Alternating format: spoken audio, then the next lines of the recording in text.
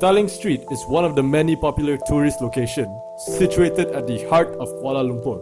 Along the street, both foreigners and locals alike can delight themselves with the pleasure of shopping and enjoying local cuisines at cafes like Merchant Lane and Chocha. The site itself comprises of a huge percentage of foreign workers, mostly from Bangladesh, Nepal, and Burma, who work on the nearby developing construction site, especially the PNB 118 Tower and the Four Seasons Hotel, which is just the opposite of the rows of shop lots on site. In contrast to the percentage of the foreign workers, the local Chinese residences only make up a small percentage of the site population, and even most of them are elderly Chinese. The rows of shop lots found along Petaling Street dated back as early as 1940s, prior to the Second World War era. Now this means that the shop lots are at least 60 years old.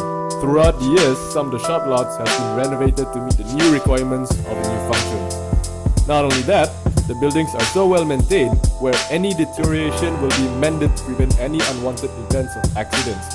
This is also significant to the fact that Petaling Street itself is a tourist attraction and has served to generate income which contributed to the local economy. Now in this video, we will be talking about one of the renovated shop lots situated along Petaling Street known to many as the Merchant's Lane Cafe. If you're just a passing traveler, there's a high chance you would walk past the cafe itself because it is actually quite hidden from plain sight. Now interestingly, the building in which the cafe is located is actually comprised of three different spaces. A toy shop on the ground floor with a bar behind it, and on top of them both is the cafe itself. Upon entering the building, guests will be greeted with a blood-red stairway that leads up to the main cafe area. This may be a significant highlight because besides being a tourist attraction, Petaling Street is also famous for its vice activities and illegal operations that take place once the sun sets. Once we walk up the stairs, we enter the cafe itself, which is actually separated into two enclosed spaces with an open air lounge in between. The bar is located at the front of the building, whereas the kitchen is situated at the back of the building. Because the Merchant Lane Cafe itself is an en-bloc unit, the designer has cleverly utilized the roof as the source of natural sunlight by demolishing the ceiling and replacing the roof, finished to the transparent roof tiles. As a result, this creates a very calm and welcoming ambiance which juxtaposes the blood-red light situated at the entrance of the cafe.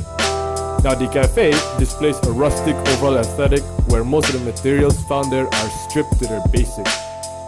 The plaster walls were already cracked, revealing the layered bricks underneath. The walls itself may be the metaphor to the site itself, so the plaster can resemble the fact that Petaling Street is a tourist site, covering the illegal operations that takes place at night. The bare finishes creates a nostalgic feeling within the user as it still maintains some of the original construction from the 1940s. The integration of nature within the cafe removes the spatial barrier between the outdoor and indoor, especially when combined with the use of timber flooring. The furniture found inside the spaces complement the overall aesthetic of Merchant's Lane because of the similar rustic style showcased throughout the whole cafe.